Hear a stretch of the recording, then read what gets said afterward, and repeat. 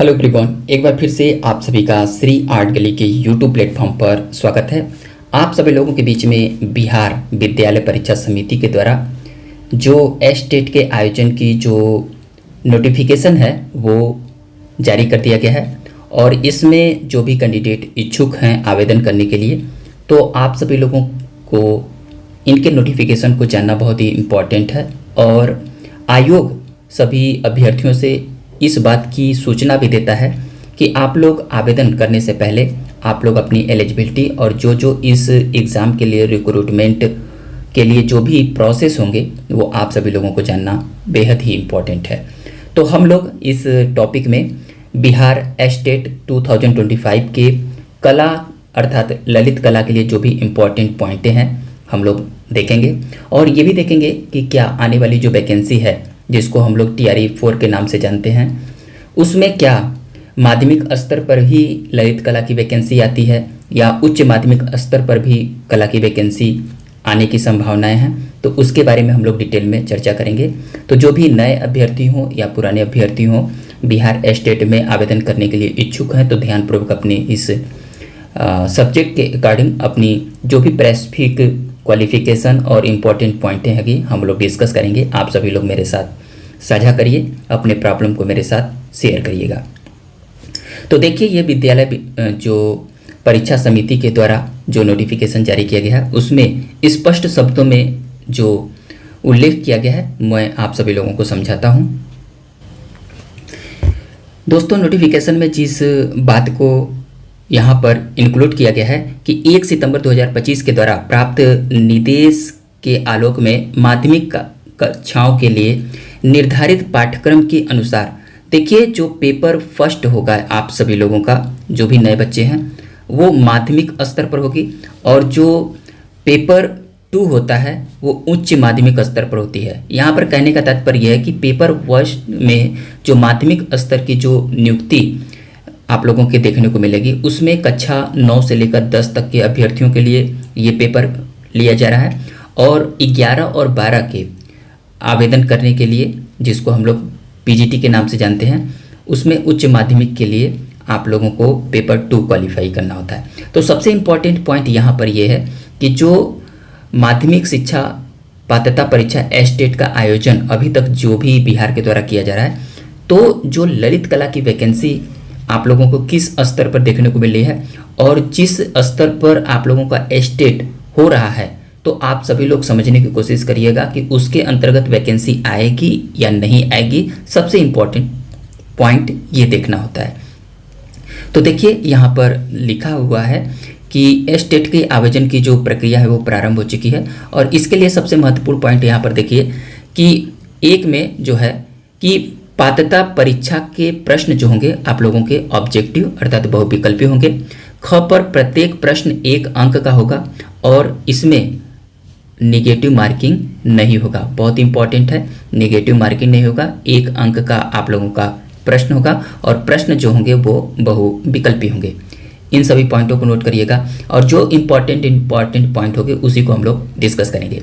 अब परीक्षा के जो विषय होंगे, देखिए जो पेपर फर्स्ट होगा वो माध्यमिक स्तर पर होगा और इसमें माध्यमिक स्तर कक्षाओं में पढ़ाए जाने वाले सभी विषय और उच्च माध्यमिक कक्षाओं के लिए निर्धारित पाठ्यक्रम पेपर 2 के लिए वो यहाँ पर शेड्यूल किया गया। तो जो पेपर फर्स्ट आप लोग देंगे इसमें जो माध्यमिक स्तर अर्थात कक्षा 9 और 10 के लिए क्या इसमें वैकेंसी ललित कला की आएगी या आने वाले समय में वैकेंसी को स्टॉप कर दिया जाएगा। तो ध्यानपूर्वक देखिए, मैं आप सभी लोगों को दिखाऊंगा। यहाँ पर देखिए सभी सब्जेक्ट के विषय आपको यहाँ पर दिए जा रहे हैं। हम लोग स्क्रॉल करेंगे और नीचे चलते चले जाएंगे। तो हमें अगर इस वैकेंसी में कला के लिए आवेदन करना है तो ज़रूर से ज़रूर वैकेंसी आएगी और नहीं आने वाली होगी तो आप लोगों की टेट क्वालिफाई नहीं कराया जाएगा। तो देखिए यहाँ पर संगीत विषय है और चौथे नंबर पर आप लोग यहाँ पर देख रहे हैं ललित कला के विषय की जो पात्रता रखी गई है। इसका कहने का मतलब कि इसमें वैकेंसी आएगी अर्थात पेपर फर्स्ट अर्थात माध्यमिक स्तर पर वैकेंसी आएगी ललित कला विषय में और इसका ये कोड है। तो इसके लिए आप लोगों के लिए क्वालिफिकेशन क्या रखी गई है ललित कला के लिए माध्यमिक स्तर पर कि न्यूनतम 50 प्रतिशत आप लोगों के पास अंक होने चाहिए आपके कंसर्न सब्जेक्ट में, अर्थात ललित कला जो आप लोगों ने ग्रेजुएशन स्तर पर जो फाइन आर्ट किया है उसमें आप लोगों का न्यूनतम 50% होना अनिवार्य है। अगर 50% से थोड़ा सा भी कम है, चाहे 49% है, तो आप लोग आवेदन नहीं कर पाएंगे। और किसी मान्यता प्राप्त विश्वविद्यालय अथवा मान्यता प्राप्त बोर्ड या संस्थान से, तो यहाँ पर बहुत सारे बच्चों के यहाँ पर कमेंट बॉक्स में ये कमेंट आते हैं कि सर जो हम लोग जो बिहार में बहुत ही फेमस जो डिग्री मानी जाती है, बहुत सारे बच्चे कर बैठे हैं कि जो चेन्नई की डिग्री है और कल के बैठे हुए हैं, तो क्या उसमें आवेदन कर पाएंगे? तो नो डाउट आप सभी लोग आवेदन कर सकते हैं। यहाँ पर स्पष्ट शब्दों में लिखा गया है कि किसी मान्यता प्राप्त विश्वविद्यालय अथवा मान्यता प्राप्त बोर्ड या संस्थान से ललित कला विषय में स्नातक की उपाधि अर्थात डिग्री आप लोगों के पास होनी चाहिए, और उसके समकक्ष अगर कोई अहर्ता है तब पर भी आप लोग आवेदन कर सकते हैं। मान्यता प्राप्त संस्था के संबंध में किसी प्रकार का विवाद उत्पन्न होने पर प्रशासकीय विभाग का निर्णय अंतिम होगा।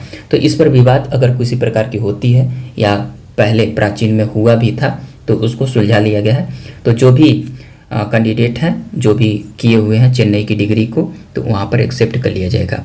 और यहीं पर मैं आप सभी लोगों को बताना चाहता हूँ कि जो भी बैचलर ऑफ फाइन आर्ट अर्थात BFA के कैंडिडेट हों या आप लोग BA ड्राइंग एंड पेंटिंग, हम कह सकते हैं कि BFA के कैंडिडेट, दूसरे जो हैं BA ड्राइंग एंड पेंटिंग के कैंडिडेट जो हैं, तीसरे जो हैं जो आर्ट एंड क्राफ्ट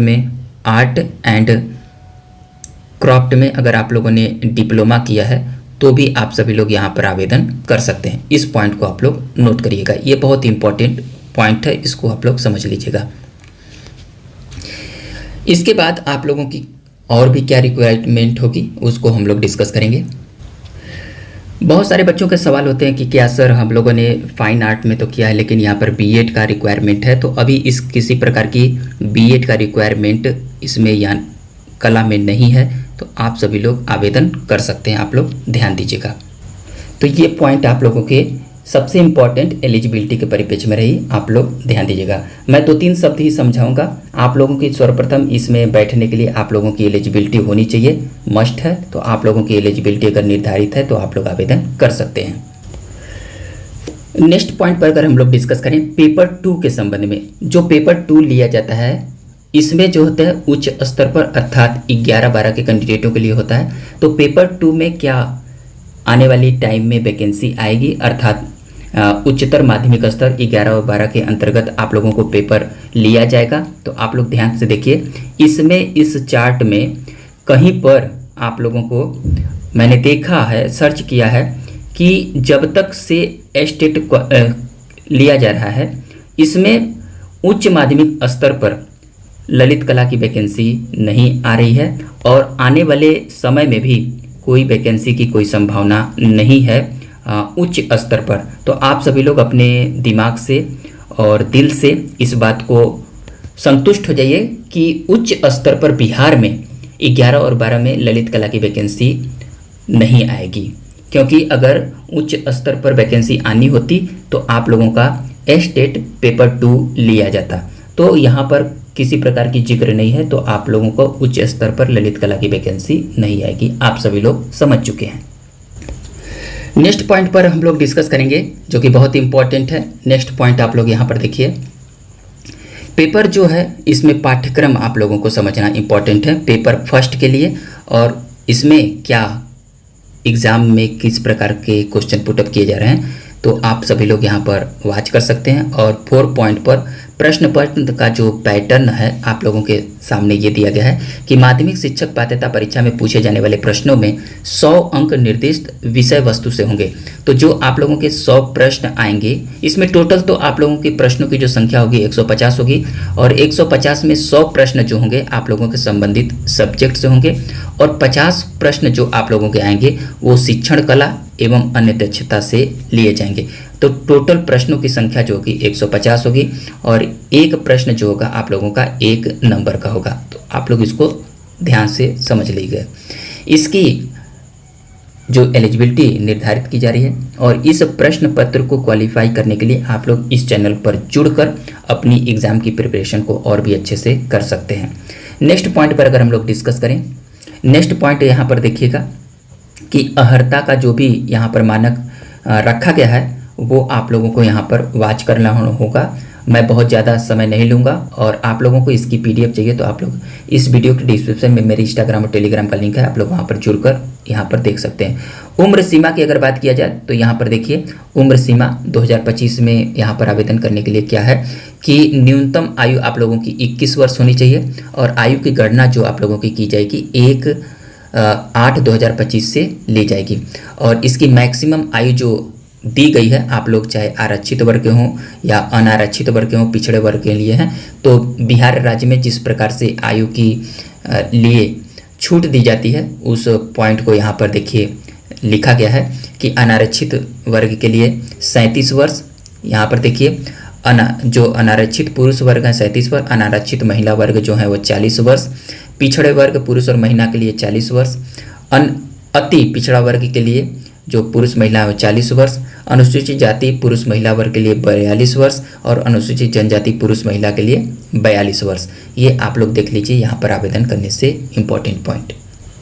दोस्तों नेक्स्ट पॉइंट है आप लोगों की उत्तीर्णांक, अर्थात इसमें जो क्वालिफाइंग कट ऑफ मार्क्स रखी जाती है वो क्या रखी जा रही है। तो 7 नंबर पर दिया गया है कि देखिए कोटि और उत्तीर्णांक क्या होना। तो जो जनरल कैंडिडेट हैं उनके लिए जो क्वालिफाइंग मार्क्स रखा गया है 50%, अर्थात 150 प्रश्न दिए जाएंगे, उसमें से 50% आप लोगों को क्वेश्चन प्राप्त करना अनिवार्य है और उससे ज़्यादा आप लोग लाने की कोशिश करें, ठीक है। तो आप लोग अगर 50% प्राप्त कर लेते हैं तो आप स्टेट क्वालिफाई कर जाते हैं। वहीं पर पिछड़े वर्ग कैंडिडेटों के लिए जो क्वालिफाइंग मार्क्स रखा गया 45.5% रखा गया है। अत्यंत पिछड़े वर्ग के लिए 42.5 अंक लाना अनिवार्य है। अनुसूचित जाति और अनुसूचित जनजाति के कैंडिडेटों के लिए 40% अंक लाना अनिवार्य है। दिव्यांगों के लिए 40% और महिलाओं के लिए 40%, ये आप लोगों को लाना अनिवार्य है आप लोगों को स्टेट में, तो आप लोगों का स्टेट क्लियर हो जाएगा। दोस्तों यहाँ पर देखिए परीक्षा शुल्क की निर्धारित जो राशि दी गई है, चाहे आप जिस वर्ग में हैं इसको देख लीजिएगा और चाहे इस वर्ग में है कितना रखा गया है ये भी देख सकते हैं आप सभी लोग। तो अपने अकॉर्डिंग आप सभी लोग समझदार हैं, इसको देख लीजिए। आप लोगों का पेपर जो होता है वो कितने घंटे का होता है तो देख लीजिए। स्टेट की जो अवधि है 150 मिनट, अर्थात 2 घंटा 30 मिनट आप लोगों को इस पेपर को सॉल्व करने के लिए समय दिया जाएगा। और ऑनलाइन परीक्षा जो होगी वो आप लोगों की परीक्षा जो होगी वो ऑनलाइन मोड पर होगी, तो आप सभी लोग इसके बारे में वॉच कर सकते हैं। तो दोस्तों जो बहुत ही इम्पॉर्टेंट पॉइंट है स्टेट क्वालिफाई करने के लिए वो आप सभी लोगों को जानना बहुत ही इम्पॉर्टेंट है, जो कि मैं आप सभी लोगों को डिस्कस किया। उसके बाद में आप लोग यहाँ पर आवेदन कर सकते हैं। और एक बात मैं आप सभी लोगों को बहुत ही स्पष्ट शब्दों में बताना चाहता हूँ। देखिए आप बिहार राज्य के निवासी हैं, याद देखिएगा मैं जो समझाना चाहता हूँ। अगर आप बिहार राज्य के निवासी हैं और यहाँ पर आप शिक्षक बनना चाहते हैं तो आप लोगों के लिए अब आसान कर दिया गया है। तो बिहार कैंडिडेटों के लिए जैसे डोमिसाइल सर्टिफिकेट के लिए बहुत ही इम्पॉर्टेंट जो रूल है वो लागू कर दिया जा रहा है। और अदर स्टेट मतलब अन्य जो राज्य के कैंडिडेट पहले आवेदन करते थे, अन्य राज्य के कैंडिडेटों के लिए मैं आप सभी लोगों को खुले शब्दों में बताना चाहता हूं कि अब जो वैकेंसी आप लोगों को जैसे TRE 4 देखने को मिलेगी, इसमें जो है वो डोमिसाइल सर्टिफिकेट लागू कर दिया गया है। तो ठीक है, वो डोमिसाइल के बारे में बात किया जाएगा, लेकिन अन्य राज्य के कैंडिडेट यहाँ पर आवेदन कर सकते हैं। अब इनके लिए क्या है कि आने वाली वैकेंसी में सीटें जो है वो फिक्स कर दी गई है। अन्य राज्य के कैंडिडेट को यहाँ पर 14% समथिंग, कुछ 14% के आप साथ इनको सीटें दी जाएंगी। और जैसे मान लीजिए मैं आप सभी लोगों को समझाऊं कि बिहार में अगर ललित कला के अंतर्गत 100 सीटें आईं तो इसमें से सिर्फ और सिर्फ अदर राज्य के कैंडिडेटों को 14% ही सीटें दी जाएगी और सभी सीटें जो हैं वो बिहार राज्य के लिए आरक्षित कर दी जाएगी। तो अब वैकेंसियों में सबसे ज़्यादा दावेदारी जो होगी वो बिहार के कैंडिडेटों की होगी और अदर कैंडिडेट जो होंगे उनको जितनी सीटें दी जाएगी उसी पर वो क्वालिफाई करेंगे। तो ये बहुत ही इंपॉर्टेंट है, आप सभी लोग समझ लीजिएगा कि आप लोगों को आवेदन करना इंपॉर्टेंट है या नहीं। मैं किसी प्रकार की कोई टिप्पा टिप्पणी नहीं करूँगा। तो ये इंपॉर्टेंट पॉइंट है, इसके आधार पर आप लोग समझिएगा और अपनी एग्ज़ाम की तैयारी कंटिन्यू करते रहिए। और आने वाले जो भी वैकेंसियों के लिए कोई इन्फॉर्मेशन होगा तो मैं आप सभी लोगों को अपडेट करता रहूँगा। और आप लोग फाइन आर्ट और ललित कला के प्रिपरेशन के लिए आप लोग इस चैनल को वॉच करें और अपनी स्टडी को और भी बेहतर बनाएं। इसी के साथ साथ मैं अपनी वाणी को विराम दूंगा और आज का इन्फॉर्मेशन अगर इम्पॉर्टेंट लगे तो वीडियो को लाइक करिए और लाइक के साथ साथ आप लोग हाइप का बटन दबाइए और मेरे साथ जुड़कर अपने प्रॉब्लम को सॉल्व करने के लिए इस वीडियो के डिस्क्रिप्शन में मेरे इंस्टाग्राम और टेलीग्राम का लिंक है, आप लोग जुड़कर मुझसे प्रश्न कर सकते हैं। और कोई भी क्यूरी हो या कोई भी प्रश्न आप लोगों के अंदर चल रहे हो और मुझसे छूट गए हैं तो आप लोग कमेंट बॉक्स में कमेंट करें, हम अगले सेशन में आप लोगों के प्रॉब्लम को सॉल्व करेंगे। थैंक यू दोस्तों।